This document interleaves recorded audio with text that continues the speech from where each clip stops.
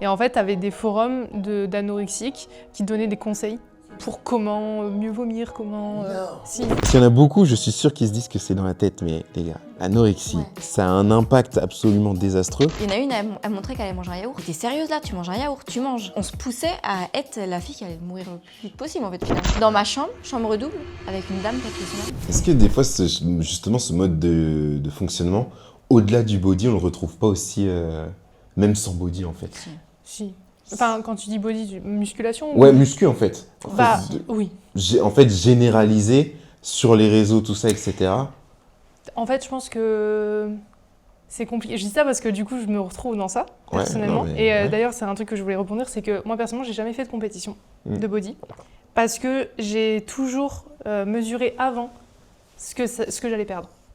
J'ai fait de l'anorexie aussi, pendant un certain temps, quand j'ai commencé la muscu, justement, donc il y a 11 ans. Et en fait, on m'a toujours dit, quand j'ai eu 5-6 ans de pratique, tu devrais faire de la compète, t'as le physique pour faire bikini, nanana. Et j'avais déjà un petit pied dedans d'extérieur, de par mon ex qui avait fait des compètes. Je baignais dans le body. Clairement, tous mes potes étaient des athlètes, etc., en NPC, etc. Donc j'étais sur les compètes, j'étais là à voir et tout. Et je pense que j'aurais jamais été capable de monter sur scène. 2, j'aurais été incapable de me comparer physiquement, être comparée physiquement à d'autres nanas. Et 3, en fait, j'avais tellement peur de me revoir très mince et de pas réussir à sortir de ça. Et en fait, j'en étais tellement consciente que par peur de retomber ou du moins de rester dans cette maigreur et de rester dans ce dégoût de moi-même, en fait, si je reprenais du poids, que j'ai préféré pas le faire. Mais c'est déjà incroyable, en vrai. Et je m'en remercie. Mais de fou. Parce que finalement, c'est déjà une grande victoire, en vrai. Je fais de la muscu parce que j'aime ce sport et que voilà. Et au final, tu vois, pour rebondir justement sur ce que tu disais, est-ce qu'il y a des gens qui, hors compétition, ont cette hygiène de vie? Moi, j'ai cette hygiène de vie-là. On m'a toujours dit, toutes mes potes diront, Isa, c'est la nana la plus disciplinée que tu connais. Pas parce que je me l'impose, mais parce que ça me permet d'avoir un équilibre entre mon anorexie, qui est toujours là, hein. Elle sera toujours là. Moi, je l'ai toujours dit, l'anorexie, elle partira jamais. Elle est là dans ta tête et en fait, elle te parle, elle t'envoie des pensées limitantes, mais tu fais le choix de ne pas les écouter et de trouver un équilibre de vie qui te permet d'avoir la santé, de profiter de ta vie en ayant des sorties, etc. Mais je sais que je serai jamais dans l'excès, tu vois. Ouais. Et que justement, moi, j'aurais plus tendance à devoir, ok, je dose, justement, je vais pas faire 20 000 pas aujourd'hui, alors que voilà, c'est plus dans cet équilibre-là qu'aujourd'hui j'ai, heureusement. Mais je pense que des fois, cette hygiène de vie, des fois un peu stricte aux yeux des autres, permet à des gens comme moi, au final, d'avoir un équilibre, d'avoir aussi le physique qu'on veut à l'année, au final, et d'avoir une forme de contrôle, tu vois. Ouais. Mais pas de manquer de contrôle et de tomber dans l'anorexie, tu vois, ou même dans l'extrême inverse. Okay. Déjà, ce que tu dis, c'est important parce qu'on voit beaucoup sur les réseaux maintenant, même l'anorexie, ça a été hyper mis comme une mode. Ouais. Enfin, c'est hyper triste ce que je veux dire, mais... Tu as pas mangé une journée, tu vas voir un TikTok d'une nana, j'ai pas mangé une journée, là les filles, je suis en train de tomber dans les TCA quoi. Et ça a été démocratisé les TCA et de moins en moins pris au sérieux, même vis-à-vis des médecins. Maintenant les médecins ils en avaient marre de voir des nanas tous les 5 minutes parce que moi, pareil, je t'ai suivi encore en continu ensuite avec mes médecins. Et maintenant ce qui est triste c'est que les médecins, si tu fais ton poids de forme, t'es pas pris au sérieux, t'es plus malade. Et moi j'étais à l'hôpital pendant 1 an et demi et c'était tu sortais si tu fais tel poids. Ok. Tu me sondes, tu me gaffes comme une oie, mais ok, j'ai pris du poids, mais l'anorexie, c'est pas le poids le problème, c'est ce qui se passe dans ta tête et pourquoi t'es... Et quand tu dis, je vivrai toujours avec l'anorexie, et c'est vrai. En fait, c'est une maladie qui va devenir chronique, donc tu l'auras tout au long de ta vie, c'est hyper triste, mais c'est comme ça, mais tu apprends à vivre avec. Donc c'est-à-dire que tu vas apprendre à gérer tes émotions différemment. C'est-à-dire, avant, quand tu étais vraiment dedans, ancré dedans, tu les gères pas, ces émotions-là, c'est l'anorexie qui te gère, et c'est comme ça. Mais plus tu apprends, du coup, tu avances dans cette maladie-là, tu vas reprendre un peu plus le contrôle dessus. Exemple, demain, on te dit, il y a un restaurant. Il y a 10 ans de ça, j'aurais dit, mais impossible, déjà, c'est pas dans mon programme, c'est pas programmé, je suis pas prête. Tu fais une crise d'angoisse, tu me vois plus. Là, tu vas dire, ok, je souffle, je vais au restaurant. Tu vas demander le restaurant potentiellement en avance pour pouvoir regarder ce qu'ils ont, pour pas non plus me désociabiliser, parce que là, tu retrouves une sociabilité que tu n'as plus avec les TCA, parce que tu t'effaces, tu veux plus voir personne.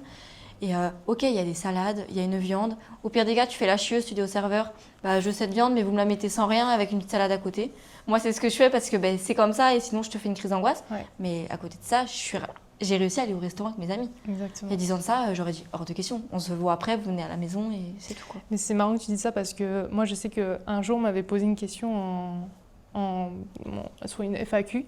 On m'avait dit justement, c'était une pique, hein, clairement, on m'avait dit mais faire autant de pas, manger comme ça tout le temps, c'est pas sain, t'es toujours dans l'anorexie ou un truc comme ça. Sachant que je parle pas trop de l'anorexie sur les réseaux, mais cette personne-là était au courant, visiblement. Et en fait, j'ai expliqué, et c'est valable pour tout, hein, d'ailleurs pas que pour l'anorexie, que en fait, moi aujourd'hui, j'arrive à manger, etc., au resto avec mes amis, à plus réfléchir à ça et tout. Et peut-être que oui, par contre, pour me sentir bien dans ma tête, j'ai besoin de faire tant de pas, d'avoir ce physique-là, d'avoir ce taux de sèche-là, etc. Mais c'est mon chemin, en fait. Et actuellement, je suis toujours sur mon chemin pour trouver peut-être l'équilibre parfait, qui ne sera pas l'équilibre parfait que cette personne-là a imaginé. Mais par contre, c'est mieux que la Isa d'il y a 10 ans qui, jamais de la vie, serait allée au resto. Ouais. Et ça, c'est dommage que les gens ne voient pas ça. Ouais. On voit toujours, en fait, le résultat final et pas tout le chemin qui est parcouru. Et dans l'anorexie, c'est hyper important. Quand on décide de s'en sortir, on sort de l'anorexie. Par contre, quand on décide de ne pas en sortir, tu pourras dire ce que tu veux. En fait, la personne, elle n'écoutera pas. Les gens qui se proclament anorexiques, tu ne l'es pas. Parce que quand tu es anorexique, tu ne le sais pas. Moi, quand on me l'a dit, le médecin... Je te l'ai regardé, je dis attends, vous vous foutez de moi. Enfin, en plus, moi, il y a 10 ans, on n'en parlait pas. Pour moi, je ne connaissais même pas ce que c'était, donc j'ai dû me renseigner, ce que c'était réellement, etc. Je leur ai rigolonné parce qu'il y a 2 ans de ça, le médecin me disait fais attention, j'étais une adolescente qui avait un peu de poids. Donc j'étais là, mais en fait, vous n'êtes jamais content. Soit t'es trop mince, soit t'es trop gros. Puis t'es jeune, t'as 15 ans, on te dit, on te parle trop de nourriture, de poids, ça fait mauvais mélange, quoi. Mais non, t'es dans le déni. Déjà, quand on te dit que t'es malade et que tu vas être hospitalisé avec une sonde, déjà, il faut l'accepter. T'avais une sonde nasogastrique ? Pendant 6 mois. En fait, je suis tombée dans le coma suite à l'anorexie. C'est ma mère qui m'a retrouvée dans la baignoire, tout simplement. Et du coup, on m'a emmenée à l'hôpital et ils m'ont dit au revoir, mes parents. Moi, les médecins, ils ont dit si elle se réveille, c'est une miraculée, quoi. Impossible. Son cœur, il est éteint. Je buvais même plus d'eau. Ma salive, je la crachais parce que si j'avalais ma salive, j'allais grossir. Enfin, c'est des idées que tu as folles. Ah ouais. Okay. La nuit, je partais parce qu'il fallait que j'aille dépenser ce que je n'avais même pas mangé parce que je mangeais pas. Ma petite sœur m'accompagnait parce que sinon, c'est les voisins qui me ramenaient parce que je faisais des malaises. Mais je disais, tu dis rien à maman ou t'es morte, quoi. Genre, ils doivent pas savoir. Et du coup, le corps, il a lâché forcément. Au bout d'un moment, le corps, il lâche, même s'il tient quand même longtemps. Je pensais pas qu'un corps pouvait tenir aussi longtemps. Et j'ai été hospitalisée 1 an et demi. Donc on m'a sondée, perfusée, etc. Parce qu'il faut réhydrater aussi, parce que l'hydratation fait partie. Ouais. Et j'avais un contrat de poids. C'est ça qui est horrible. C'est horrible. Ils ont dit à mes parents, vous lui dites au revoir. Bon, du coup, je me suis réveillée, ainsi de suite. Donc finalement, ils m'avaient dit au revoir pour rien. Ouais. Je suis de retour. Mieux vaut ça. La chieuse. Et non, finalement, petite feinte. Mince. Imagine, ils avaient déjà mis ma chambre en vente, et tout, à louer et tout. Plus d'affaires et tout. Sur Vinted, tous mes fringues. Et du coup, je suis contrat. Ils me disent, faut que tu fasses tel poids pour avoir le droit à ton téléphone, le droit de voir tes parents. Je regarde les messages, je dis, mais vous n'avez pas compris. Mes parents, ils m'ont abandonnée. J'en ai rien à foutre de les voir. Si on me met ici, c'est qu'ils veulent plus de moi. Ouais. Moi, j'en voulais à tout le monde, mes parents. Alors moi, je débranchais la sonde la nuit et tout. Enfin, en plus, l'anorexie te fait devenir quelqu'un que tu n'es pas. J'étais méchante. Dès qu'il y avait le psy, je fais, mais qu'est-ce que tu veux, je peux te parler, toi. Je suis pas malade. Et même avec la sonde, je suis pas malade. Ouais. Du coup, après la sonde, moi, j'avais une infirmière de nuit qui me surveillait comme ça, en mode, tu vas avoir la sonde. Et du coup, forcément, tu prends un peu plus de poids. Et plus tu réalimentes, ton cerveau, il prend un peu plus conscience, etc. Mais ça a pris 6 mois d'hôpital où j'ai compris que j'étais malade. Je suis en mode, ah ouais, il y a peut-être un truc qui cloche, quoi. Et du coup, quand on m'a menacée de me transférer dans un autre centre, où là-bas, t'as pas de sonde, c'est tu manges. Et on te regarde manger. Et moi, ça, c'était hors de question. Donc là, j'ai eu OK, il faut que je fasse de moi-même.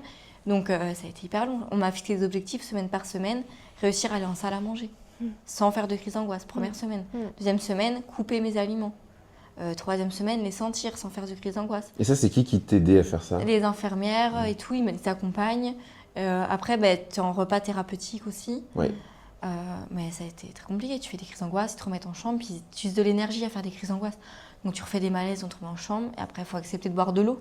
Ouais. Comment ça, l'eau, ça fait pas grossir, toi? Pendant des mois, tu te dis non, ça va faire grossir. Et après, plus tu remanges, petit à petit, tu prends conscience des choses, tu es plus apte à réfléchir. Puis tu as le droit à ton téléphone, donc tu as accès à la vie extérieure. Et moi, j'étais sur des sites, il y a 10 ans, qui existaient, c'était les Pro-Ana. Les quoi? Les Pro-Ana. C'est anorexie. Mais c'était des forums. C'est des fous. Tu as des forums, en fait, de gens. Ah, c'était il y a longtemps, et moi c'était pareil, c'était il y a longtemps. Moi, il n'y avait pas encore vraiment les réseaux sociaux au final. Pas du tout. Et en fait, tu avais des forums d'anorexiques qui donnaient des conseils pour comment mieux vomir, comment. Non. Mais c'était des Ça existe encore, hein, ça existe encore. Ouais, mais moins que c'est différent. Ouais. Maintenant, c'est très. Je me montre. Ouais, tu vas sur TikTok. Ouais, TikTok, elles ont la sonde, elles ont le droit à leur téléphone et tout. Ouais.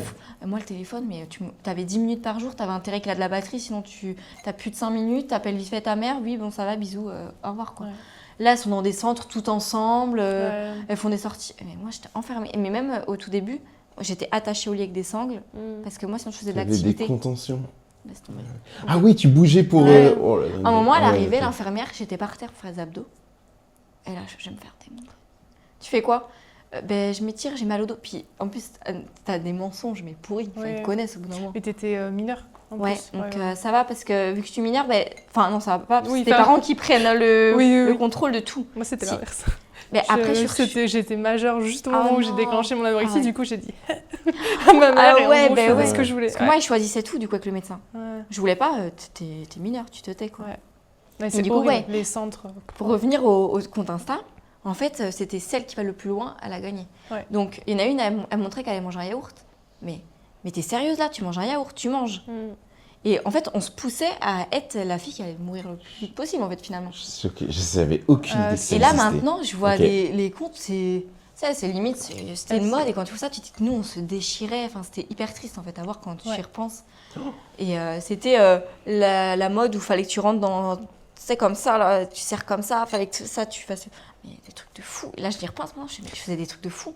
Mais il y a des pensées qui sont... Je sais, ça choque beaucoup les gens. Parce que moi, je comprends.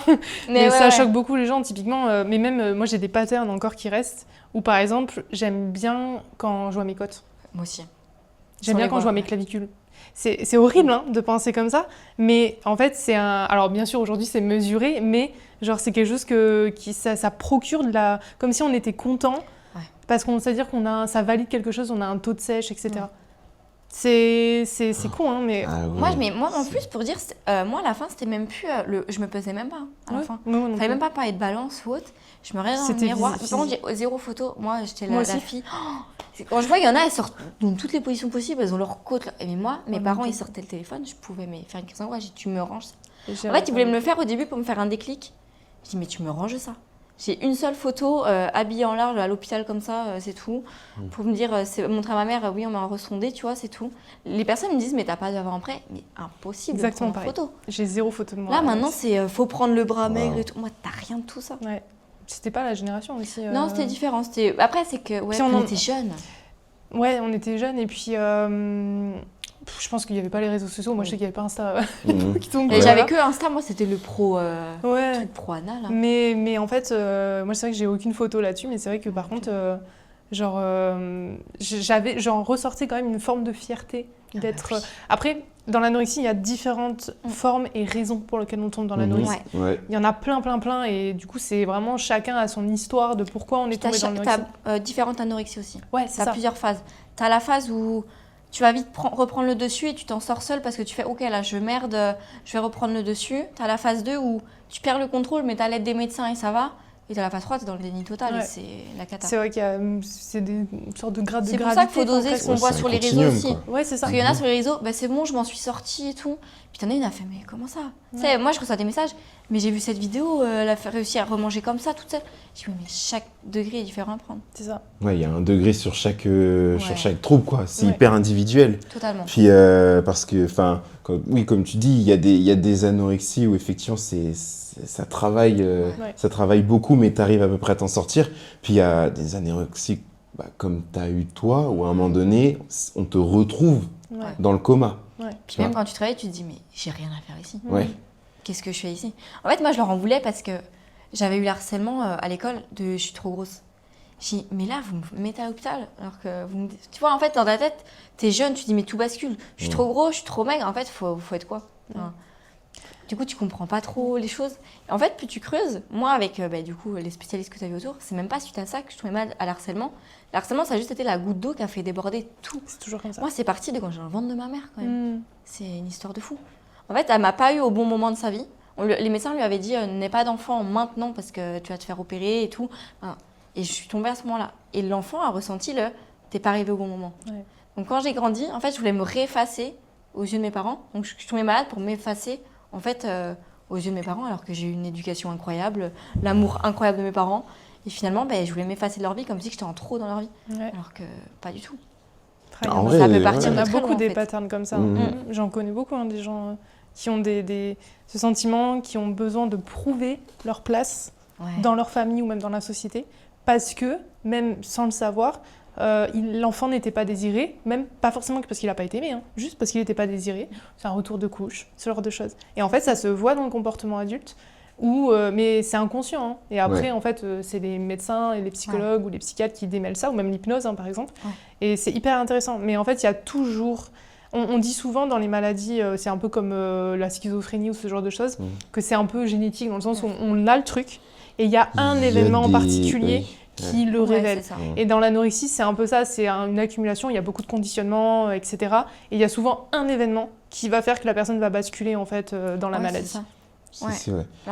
Il me semble qu'il y a des groupes génétiques qui sont plus attraits à développer l'anorexie, mais comme tu dis, effectivement, il y a quand même tout un contexte de cofacteurs.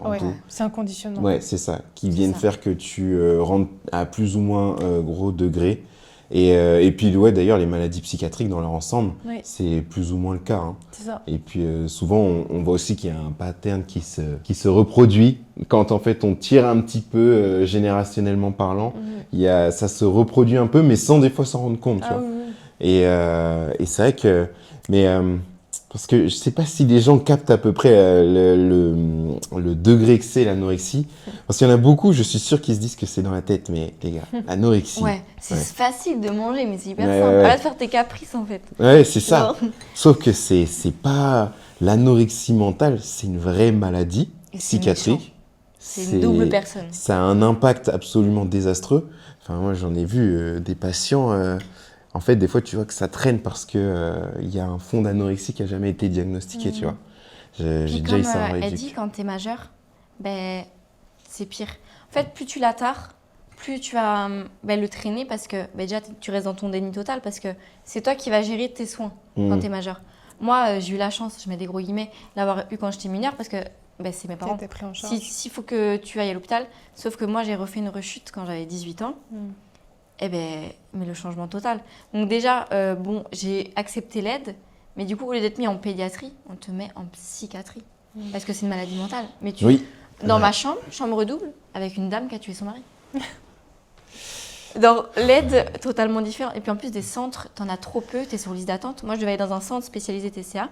C'est un hôpital de jour, donc tu vas une fois dans la semaine pour t'as des groupes de parole, etc. T'as tout un programme, Mais t'es sur liste d'attente pendant 6 mois. Donc pendant 6 mois, tu as le temps de ne plus vouloir y aller, parce que déjà, accepter de l'aide, c'est compliqué. Mais en plus, si on te dit dans 6 mois, tu reviens, mais à ce moment-là, tu te sens bien dans ta tête, parce qu'il y a des phases où tu es bien.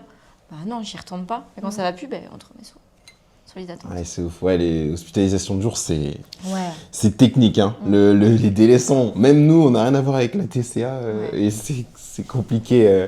C'est vrai que ça manque de toute façon d'infrastructures. Ça, c'est clair, et de suivi à ce sujet. Puis même, je pense, de prise au sérieux, tu vois, du trouble en tant que tel. Genre, quand on dit anorexie, à ce côté, on se dit, bon, tu vois, c'est cruel de le dire comme ça, mais il y a un petit côté en mode, on se dit, c'est dans la tête, tu vois. Il y a plus grave. Alors qu'en vérité, quand tu descends dans les grades de plus en plus profonds, il y a un vrai impact sur la santé. Mais de toute façon, ça fait partie des maladies, si je dis pas de bêtises, dans les maladies psychiatriques, un des taux de mortalité les plus élevés. Mais en fait, c'est la maladie la plus mortelle. Il me semble, c'est entre 1,2 à 0,9%, je crois, de femmes qui en sont atteintes. Donc, dites-vous, genre, que sur 100 personnes, il y a peut-être une personne qui en est atteinte. Tu le multiplies par le nombre de personnes qu'il y a, ne serait-ce que dans ce pays, c'est beaucoup. Il y en a de plus en plus. Voilà, en plus de personnes, et là on parle probablement de personnes qui ont accepté de dire qu'elles en étaient atteintes. Toi, tu le savais pas jusqu'à un moment donné où tu commences à prendre conscience. Tu dis, qu'est-ce que je fais 6 mois à l'hôpital avec une sonde dans le nez, il va falloir se poser des bonnes questions. Et je crois qu'en plus, c'est hyper déséquilibré. Je crois que c'est 90% de femmes. Oui, c'est quasiment. Mais il y a de plus en plus d'hommes. C'est juste qu'on le montre moins, parce que c'est moins flagrant chez un homme, entre guillemets, que chez une femme. Mais il y a quand même des hommes, j'en ai vu, moi j'en avais à l'hôpital avec moi, Mais c'est vrai qu'il y en a beaucoup moins. Mais parce que les femmes, au vu de la société, il faut rentrer dans des critères.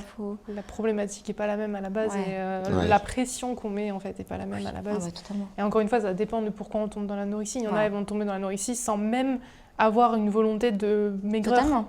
Et que c'est juste en fait un autre problème qu'il y a eu. Une autoflagellation ou même on appelle ça une punition personnelle pour plein de raisons différentes. Et après, il y en a où c'est purement physique. Moi, ça a été mon cas, par exemple, où c'était vraiment... alors, peut-être d'autres trucs que je sais pas, mais c'était purement physique. C'était je voulais être maigre parce qu'on m'avait trop reproché de ne pas l'être, ou du moins de ne pas être mince. Ouais, c'est ça. Et plein d'autres choses, en fait. Et du coup, moi, ça m'a drivé et j'avais tellement ce dégoût physique de moi-même. C'est ça, la dysmorphophobie dont on parle. Il y en a beaucoup qui en parlent parce que dans la muscu, clairement, c'est que ça. Totalement. Mais dans l'anorexie, c'est la dysmorphophobie au point où on va mettre les actions en place pour aller dans l'ultra-maigreur jusqu'au moment où on perd le contrôle et on tombe dans l'anorexie. Et moi, ça a été ça, en fait. Et c'est pour ça que je disais que je ressortais une fierté d'être maigre parce que c'est comme si je faisais un gros fuck, en fait, à tous les gens qui m'avaient critiqué en leur disant « si, voilà, là, je suis maigre ». Comme un challenge personnel. Mais même, c'est hyper malsain. C'est ça, tu as cette fierté-là, en fait. Ouais. Si tu n'arrives pas à manger une journée, mais tu es si fière. C'est ça. En fait, limite, en fait, tu fais, mais regarde, j'ai réussi à pas manger. Ou même, tu regardes Moi, je faisais à balle à manger pour mes proches. Je les regardais manger, j'avais cette fierté de les voir manger que toi, tu mangeais pas. J'apprenais, mais j'ai fait des gâteaux de fou et tout. J'ai jamais autant cuisiné quand j'étais malade. Ma mère, elle me disait, et alors la cuisine, je t'achetais tout, mais je leur faisais tous les repas possibles. Je voulais les voir manger. Mais limite, s'ils grossissaient, ça allait être en mode, allez-y. Moi, je mangeais pas. Il fallait que la personne d'à côté de moi, elle a moins dans son assiette, plus que moi dans son assiette. Si elle avait moins, c'était pas possible. Dès que je les regardais manger, je les regardais. Et ça, dans ma tête, je suis en mode, je suis trop fière. Moi, je mange pas. Mais c'est horrible, c'est très très malsain. Mais il y a beaucoup de patterns comme ça dans l'anorexie où même après, par la suite, on a des comportements de peur de manger en société. Moi, je sais que c'est un des traumas que j'ai le plus gardé de l'anorexie, c'est que j'ai encore l'appréhension de manger seule, notamment, devant des gens, dans le train. Moi, je peux pas. Ah ouais ? C'est encore très compliqué pour moi. C'est un travail que je dois faire encore aujourd'hui. Mais pourquoi ? J'en sais rien. Est-ce que c'est la peur qu'on me critique, qu'on me juge sur ce que je mange ? Qu'on dit elle est en train de manger. C'est fou, mais c'est aussi triste, je trouve. Je pourrais pas acheter un paquet de chocolat où il y a du monde. Ils vont dire, mais moi, dans ma tête, c'est... Attends, ils vont dire quoi de moi ?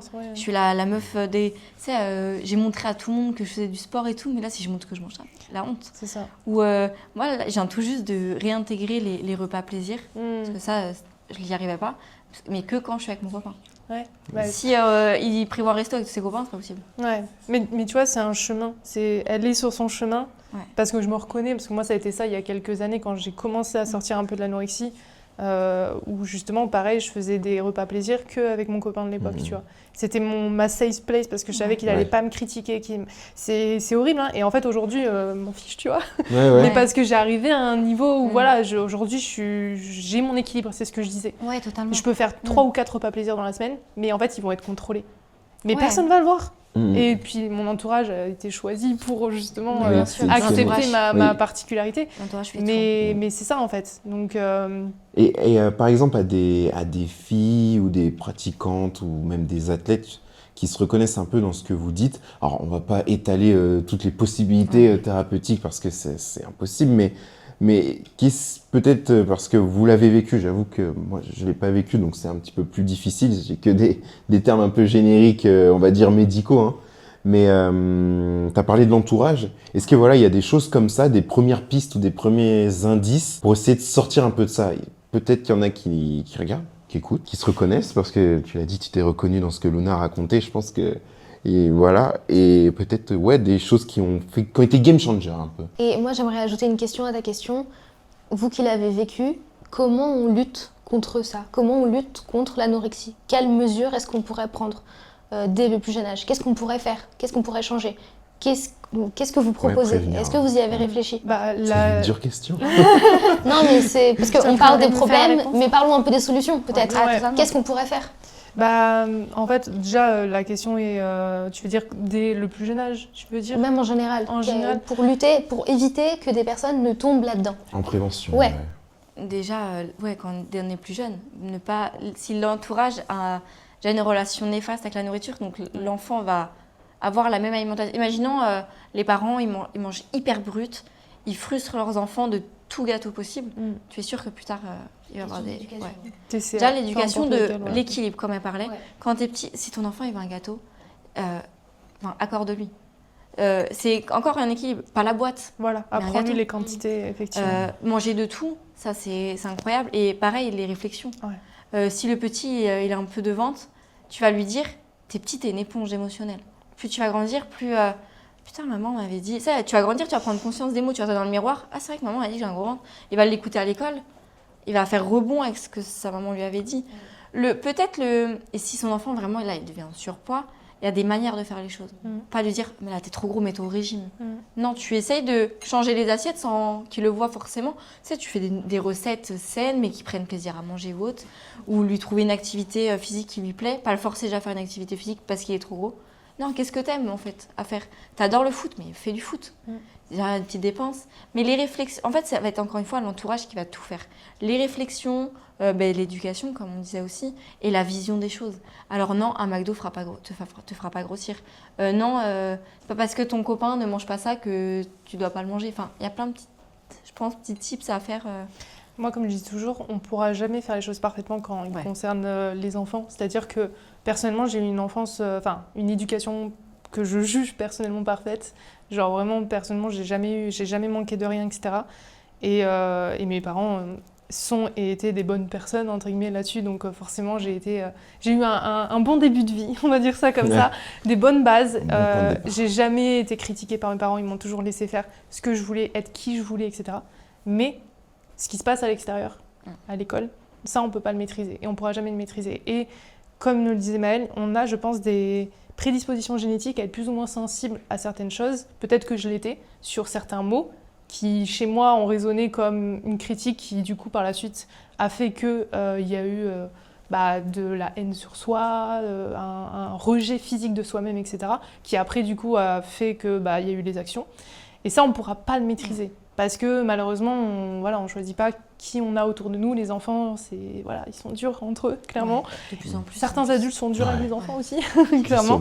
Donc je pense que ça, c'est une question de sensibilité. Mais c'est sûr que quand on a un environnement familial serein, solide, etc., qui vient peut-être un peu essayer de casser ce qu'on nous dit à l'école. Parce que moi, mon père, il me disait toujours écoute pas ce qu'on te dit à l'école. Il me disait plume de canard, laisse passer, laisse glisser les insultes sur toi, en fait, et fais en sorte qu'elles te poignardent pas, en fait. Malgré ça, ça a quand même fait que. Et en fait, je pense que malheureusement, je pense qu'une fois qu'on est là-dedans, c'est très compliqué de se convaincre de ne pas tomber dans l'anorexie. Par contre, il y a des choses pour en sortir qui aident vraiment. Et la première chose, comme je disais, c'est la prise de conscience de son état. Ça, c'est pas facile parce qu'en fait, peu importe qui le dira, ça rentrera et ça sortira. Quand on est dans l'anorexie, on aura beau dire à quelqu'un qu'il l'est, qu'il faut qu'il sorte de là. Et c'est très compliqué d'ailleurs pour l'entourage qui voit. Moi, je l'ai vu, ma mère, elle m'a vu perdre du poids. Elle pouvait rien faire. Elle s'en est voulu. Elle s'est dit que c'était sa faute alors qu'elle ne pouvait juste rien faire. Et moi qui étais en plus dans le côté très aigri, très irritable, quand on a faim, on est irritable. Quand on manque de sucre, on l'est encore plus. Et voilà, et puis pareil, moi j'ai eu l'aménorrhée liée à ça, forcément, quand on est anorexique. Et en fait, on voyait tout ça. Et moi, sur le moment, peu importe, j'étais dans mon truc. Il fallait que j'aille au bout du truc. Donc moi, j'ai eu, entre guillemets, la chance de ne pas avoir eu à être hospitalisée parce que je l'ai pris conscience, j'étais adulte suffisamment tôt. Moi, c'est les études, comme je disais au tout début. C'est quand je me rappellerai toujours, je me suis vue dans la glace et j'ai dit, Isa, si tu restes comme ça, tu réussiras pas tes études. Et mes études à ce moment-là, réussir mes études, c'était mon objectif numéro 1. Il fallait que je réussisse mes études, il fallait que je rende fière à mes parents, etc. Et donc en fait, ça a réussi à me convaincre, à trouver une solution. Et je me suis dit, tu seras jamais mince, parce qu'on t'a toujours dit que tu seras jamais mince, parce que morphologiquement, apparemment, tu seras jamais mince. Tu peux pas être maigre parce que du coup, c'est pas bon pour toi. Tu pourras pas non plus être en surpoids parce que c'est pas bon et que tu ne supporterais pas. Donc, je serai musclée. Ouais. C'est ce que je me suis dit, c'était l'époque du fitness, comme je disais, au tout début. Donc je me suis dit, tu seras musclé. Et j'ai commencé la salle, et c'est la salle qui m'a sorti l'anorexie, clairement. Même si au début, c'était absolument pas sain. Comme je le disais, je m'entraînais 6 fois par semaine, je mangeais rien, je mangeais pas de glucides pendant 3-4 ans post-anorexie physique. J'ai pas mangé de glucides, mais je m'entraînais, etc. Mais au fur et à mesure du temps, c'est quand je me suis mis en couple que j'ai eu pris conscience. Là, en plus, il était coach, donc du coup, il m'a aidé, etc. Et en fait, c'est comme ça que petit à petit, j'en suis sortie parce que j'avais le bon entourage. Et aussi, j'avais... Après, c'est peut-être mon fonctionnement où j'ai ce côté où genre, ça va pas, ok, tu trouves une solution. Je suis très comme ça dans ma vie, mais je pense que voilà, dans l'anorexie, au bout d'un moment, il y a peut-être un moment, en espérant que voilà, ce soit suffisamment tôt et pas trop tard, qu'il y a un gap où en fait, on se convainc soi-même, autant qu'on s'est convainc de pas manger, au final, de là, ça va pas, faut sortir de ça. Et je le dis parce que j'ai des suivis, moi j'ai des personnes anorexiques en suivi qui sont sorties de l'anorexie et du coup, je sais que je peux les prendre en charge. Mais j'ai déjà eu des appels de gens qui était anorexique, une nana de 16 ans qui m'a appelée en me disant « il faut que je reprenne du poids, sinon challenge de poids, machin, non, sinon ils vont m'hospitaliser, etc. » Et je lui ai dit « mais tu veux sortir de l'anorexie ? C'est quoi ton objectif ? C'est quoi ton objectif ?» Et en fait, elle était toujours dans son anorexie et je ne peux pas l'aider. J'ai reçu des millions de messages comme ça et j'ai dit « je peux pas ». C'est ça.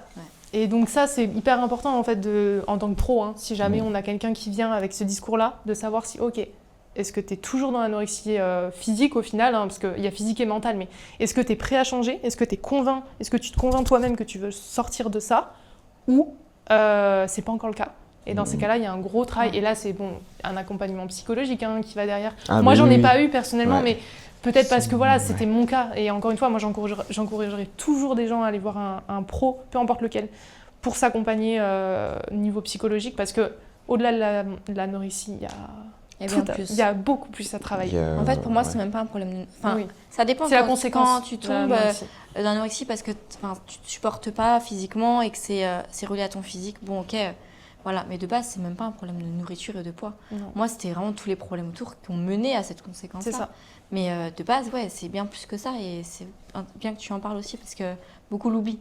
C'est pas parce que t'as un poids normal que tu dois être moins considérée comme la fille qui fait 20 kilos. On a le problème, il est aussi conséquent que les deux. Parce que tu peux faire de l'anorexie boulimie, comme on disait, et du coup, forcément, tu prends du poids derrière. Parce que la boulimie, forcément, va te faire prendre du poids. Mais limite, moi, la boulimie, c'est ce qui m'a mis le plus en danger que l'anorexie. Parce que l'anorexie, tu contrôles, t'as le contrôle de tout. La boulimie, tu contrôles rien du tout. Et du coup, ça te met encore plus dans les mauvais moods, mauvaises dépressions. Toi, t'avais anorexie mentale et boulimie hyperphagique. Mais par la suite ou j'ai commencé que par l'anorexie, donc où j'ai été hospitalisée tout. Là, je connaissais pas la boulimie, je n'en avais jamais entendu parler. Et jusqu'au jour où j'ai commencé, tu sors de l'hôpital, donc là ça allait, mais je faisais des petites rechutes, donc j'ai toujours retourné un peu à l'hôpital ou autre. Et après, j'ai commencé à faire de la boulimie, mais là ça a été le plus destructeur pour moi. C'est tu perds contrôle et tu manges des trucs que tu t'es toujours interdit. Et mais des fois des choses, je me suis dit, mais qu'est-ce que je fous ? J'ai pu te manger des fois, mais dans le congélateur, des choses congelées, il fallait que je mange ces choses congelées, peu importe ce que c'était. Et tu te dis, c'est fou, comment ton cerveau, il peut te faire des choses, mais improbables. Et tu compensais derrière après ? Ah oui. Mais après, mon corps a arrêté de me faire vomir. Impossible de se faire vomir. Je pense qu'il y a eu ce blocage, là, tu te détruis. J'ai perdu tous mes cheveux, mes dents. Là, je pars chez le dentiste parce que j'ai perdu des dents, des bouts de dents, elles se cassent. J'avais perdu la vue, etc. C'était horrible. Et du coup, après, tu passes par l'autre étape, les laxatifs, etc. Sauf que ma mère m'avait interdit de toute pharmacie de ma région. Horrible. Pour pas chier, quoi. Mais on n'y pense pas. Mais oui, effectivement, il y a plein de manœuvres pour compenser les en prises plus, alimentaires. Tu deviens dans une spirale, un tunnel, un effet tunnel, comme on dit, où vraiment tu cherches tous les moyens possibles. Ah ouais, mais c'est impressionnant. Mais je devenais folle. J'allais à la salle, mon meilleur pote, il travaillait à la salle. Je dis, mais moi, je vais me faire mes heures de cardio. Je te tapais des 2 heures d'escalier. Je les voyais pas passer, les 2 heures. Mais en soi, on parle de l'anorexie, mais pour l'hyperphagie boulimie ou tous les autres TCA, c'est un peu le même. Alors c'est différent, mais c'est un process mental qui devrait aussi être pris en charge de la même manière. C'est-à-dire que pour moi, quand on souffre de TCA, il faut aller se faire aider en fait. Donc la cause n'est pas toujours la même, etc. Mais dans le cas de l'hyperphagie, la vraie hyperphagie, ou même la boulimie, il y a un problème psychologique et il y a un environnement, il y a un truc qui n'a pas été réglé. En fait, il faut aller au moins l'identifier. Je dis, le savoir... Parce que il y en a qui pensent tu t'es trop restreint, il suffit de bien manger. Mais pas du tout. Il y en a, ils vont très bien manger, mais tu as des problèmes psychologiques. Genre, il y en a, parce qu'ils ont peur de l'abandon, ils vont combler cette peur par la nourriture. Ou tu as un manque de quelque chose dans ta vie. Tu as perdu quelqu'un, mais tu vas combler ce manque par de la nourriture. Et ça devient de l'extrême. On le voit avec le tabac, par exemple. L'arrêt du tabac, souvent, fait qu'on mange plus. Oui, et puis il y a souvent un regain de pondéral on comble le manque, en fait, mais c'est le même principe. Et aujourd'hui, c'est de plus en plus montré, justement. On parle beaucoup plus de psychologie qu'avant, et on légitime plus les problèmes d'enfance, enfin les traumas, les blessures émotionnelles, etc., qui ont un impact sur nos façons de manger et notre relation qu'on a avec l'alimentation. En vrai, c'est ouf, parce que là, même moi, j'ai appris des choses, je vous jure. Genre, je connais le purement théorique, mais c'est vrai qu'il y a plein de façons de compenser que t'as des années-lumière de... On parle quasiment pas de l'anorexie, en plus maintenant, mais moi j'en parle pas beaucoup sur mes réseaux parce que j'ai pas envie de m'en faire mon identité, mais par contre si on en parle, il y a des trucs, c'est dark. Ouais, il y a des conduites assez... Et même tu deviens... des fois on nous dit, oui mais l'entourage il le voit. Non mais en fait tu deviens tellement menteur et fort. Je me suis vu faire des trucs, mais oui, c'est ce que j'allais dire, mais parce que moi, je me souviens d'un truc, mais je me souviens, on avait une patiente, genre, en fait, elle nous demandait tout le temps des laxatifs, parce que constipation, chronique, machin, tout ça, mais en fait, pas du tout. Non, mais tu sais que moi, je me faisais passer que c'était pas pour moi. J'arrive à la pharmacie, la honte de demander, la honte de demander des laxatifs et tout, puis ils vont se douter. Donc là, j'étais là sur mon téléphone, je fais attendez, je sais plus ce qu'elle m'a demandé, je faisais genre de chercher le nom, mais tu le sais très bien, ça fait 10 fois que tu le prends.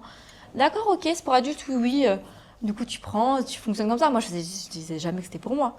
Donc je le prenais et tout. Enfin, je faisais pas ça. Ouais, tu finis par avoir des sortes de conduites. Ouais, des stratégies. Même pour les crises, quand t'es quand t'es chez toi. Tu développes des stratégies, tu fais croire que tu pars chez une copine ou je ne sais quoi, mais c'est horrible. Il y a des trucs bien dark. Et je pense qu'il ne faut pas tout dire parce qu'il y a des trucs qui pourraient donner des idées aux gens, à certains. Mais c'est pour ça que je dirais pas pour l'anorexie, parce que la boulimie, c'est l'extrême et que ça donne pas envie. Non, par exemple, j'ai jamais fait de boulimie. Moi, c'était purement de l'anorexie mentale. En fait, ça me paraît juste impossible. Ça me paraissait, moi aussi. Mais dans ma tête, juste impossible. Quand on m'a parlé de ça, j'ai mis un peu... Enfin, parce qu'à l'hôpital, on entendait attention, parce que l'anorexie, c'est toujours lié avec... J'ai mis pas toujours. MDR. Genre, moi qui va faire ça, mais... Et quand ça t'arrive, tu fais OK. Mais c'est fou, moi je trouve ça impressionnant, en vrai. Et peut-être pour terminer le sujet, cette partie-là, par rapport aux des gens qui nous regardent ou et qui peut-être qui s'y reconnaissent et tout ça. Est-ce que pour vous, du coup aujourd'hui, parce qu'aujourd'hui il y a une grosse force. Moi, ce qui m'a en vrai, je pense que le truc qui m'a le plus choqué, c'est le groupe là. Les Proana. Ouais. En fait, finalement, je veux dire, dans Internet, il y a tellement de dingueries que finalement, quand tu dézoomes, forcément que ça paraît logique, entre guillemets. Mais du coup, par rapport à ça, moi j'avais une question. Est-ce qu'aujourd'hui, même sans aller dans des groupes comme ça extrêmes, est-ce que pour vous, les réseaux tels qu'ils sont présentés aujourd'hui, on a parlé de la musculation, on a parlé du bodybuilding, cette culture un peu de l'esthétique, on a beaucoup parlé de sa manière de manger pour son physique, sans même parler du côté manger pour la santé. À un moment donné, tu as intégré la notion de plaisir avec ton copain, qui est normalement une des prérogatives pour avoir une alimentation saine.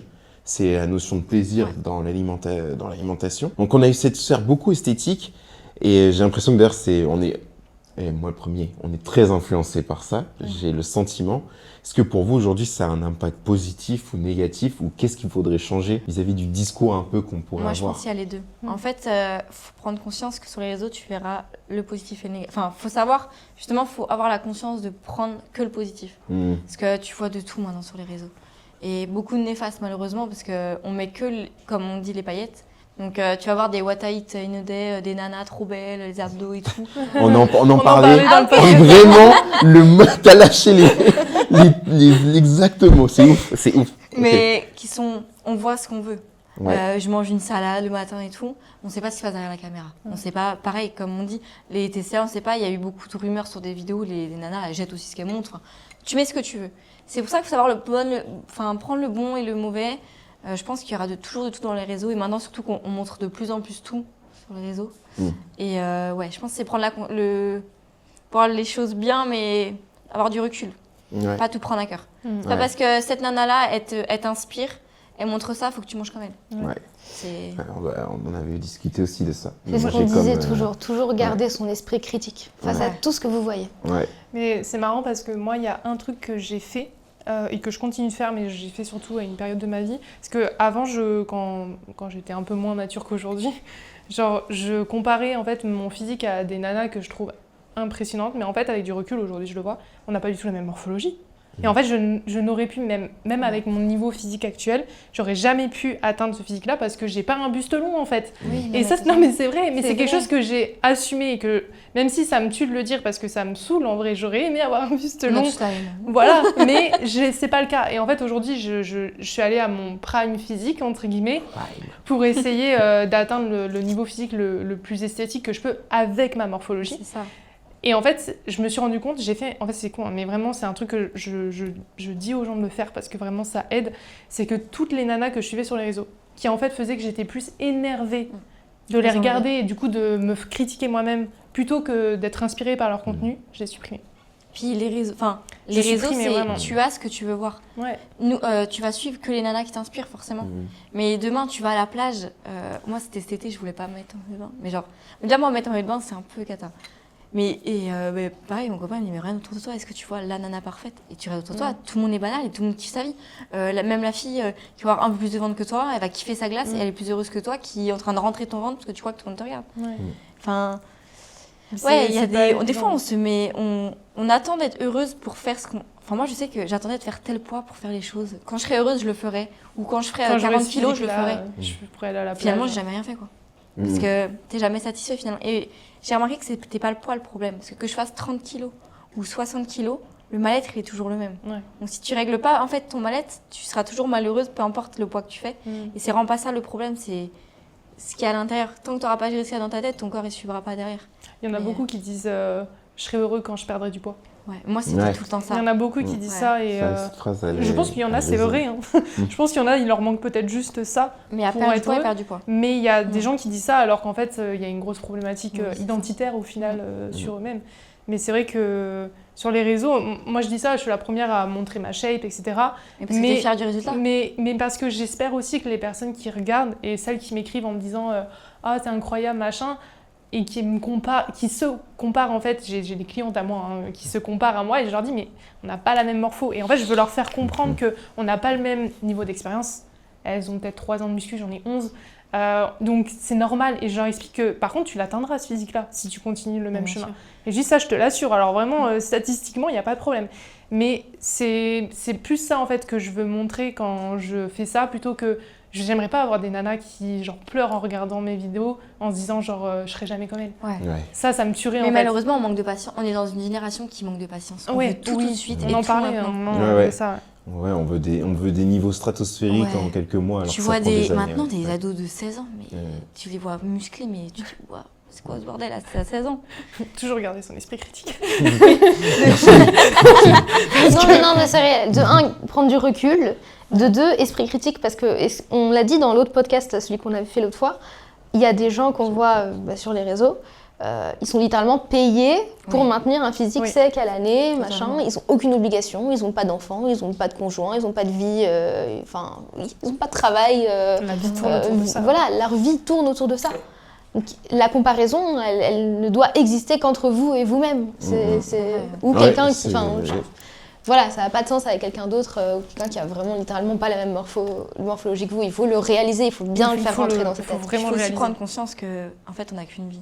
Et on se prive des fois pour des choses futiles. Après, t'en prends conscience quand il t'arrive des choses dans la vie où tu te dis, mais attends, mais en fait, kiffe quoi. Puis merde, tu veux ce cookie, tu prends ce cookie et au pire des cas, demain, vas-y, tu feras tes 20 minutes de cardio fin de séance. On s'en fout, tu l'as kiffé ce cookie sur le moment. Tu vois. Et des fois, on se fait des crises d'angoisse devant un truc, mais vas-y, kiffe, il est trop bon en fait ce cookie. Et moi je pense qu'il faut relativiser. Faut savoir aussi prendre rationaliser aussi, rationaliser beaucoup sur se poser la question de est-ce que mes pensées là elles sont normales ou c'est de l'excès et c'est juste en fait j'ai perdu le contrôle sur ce que je pensais. Totalement. Parce que moi c'est ce qui m'a énormément aidée. Si mes potes regardent ça, elles vont comprendre ce que je dis. Mais genre rationaliser vraiment c'est hyper important et de se dire genre vraiment moi ça a été le cas où je me suis dit en fait t'as juste pas la même morpho, tu vas pas te rajouter des bouts d'os, tu vas pas t'enlever des côtes. Donc en fait juste accepte ta morpho et fais en sorte de l'améliorer au maximum comme on fait dans la vie, on s'améliorer au maximum. Mais tu pourras pas aller au-delà de ça et en fait il faut l'accepter. Mais je pense que ça va avec la maturité. Je pense sincèrement que ça va avec l'âge, enfin l'âge, la maturité plus que l'âge.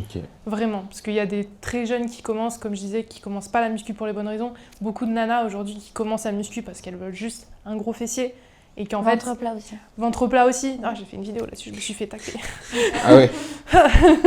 Ça a été compliqué à gérer. Mais ouais. En fait, moi je vois beaucoup ces jeunes nanas qui viennent et qui veulent des gros fessiers. Typique des physiques américains, très fine du haut, gros fessiers, pas forcément grosses cuisses, ça en général les filles elles aiment pas trop. Et du coup en fait... Il y a plus de trou entre les jambes, c'est cata. Ouais, c'est ça. Et en fait le problème c'est que du coup c'est aussi ces mêmes personnes qui divulguent des messages pas fous sur les réseaux, avec des programmes de tu veux en 3 mois ça, alors qu'on sait très bien que c'est pas possible. Et sauf que t'as des jeunes femmes, aujourd'hui il y a des gens de plus en plus jeunes sur les réseaux. TikTok, j'ai même pas envie de savoir, honnêtement, j'y suis pas. TikTok c'est trop sombre. Mais et en fait, on oublie de dire que les jeunes sont très très influençables. C'est des petites âmes complètement immatures qui pensent que tout est possible. 10 résultats en 2 semaines, arrête. Voilà. Ouais. Et je pense que ça, c'est le danger. Et malheureusement, je pense que c'est là-dessus qu'on ne pourra pas forcément jouer, mais c'est pour ça qu'on peut essayer de faire passer des messages différents. Le but, c'était ça. Mais voilà, c'est... Kiffez votre vie, quoi. Genre, en conclusion. Fait... Non, mais de fou. Message de ce podcast, kiffez votre vie. En fait, entraîne-toi, mais entraîne-toi, tu kiffes ton entraînement, mange, En fait, il faut que tu kiffes ce que tu manges aussi. Il y en a, ils se butent à se dire, putain, faut que je mange ce... En fait, c'est devant leur assiette. Ah, vas-y, faut que je mange ce poulet haricots verts, là. Mais parce que... Je vais avoir la même image que les go muscu des réseaux.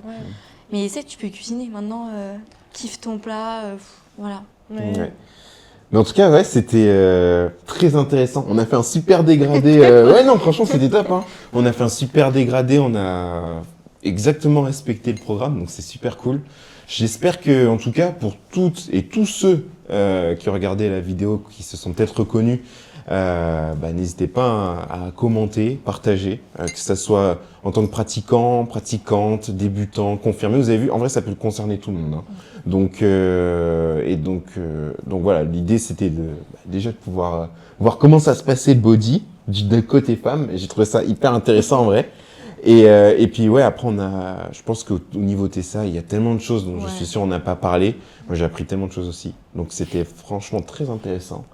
Et si ça vous a plu, n'hésitez pas à commenter, à partager. Abonnez-vous à Isa NutriCoaching sur Instagram, Sarah Slim, 2i, sur Instagram, et Luna Carvalho, de Carvalho, tiré du bas, quel moment? Non, Luna de Carvalho. Tout attaché? Tout attaché. Sur Instagram? Sur Instagram. Et on a fait le tour. Et vous me connaissez, Doc Athlétique, sur Insta et YouTube. Et puis, n'hésitez pas à donner de la force, à commenter, partager, et on se voit pour une prochaine vidéo.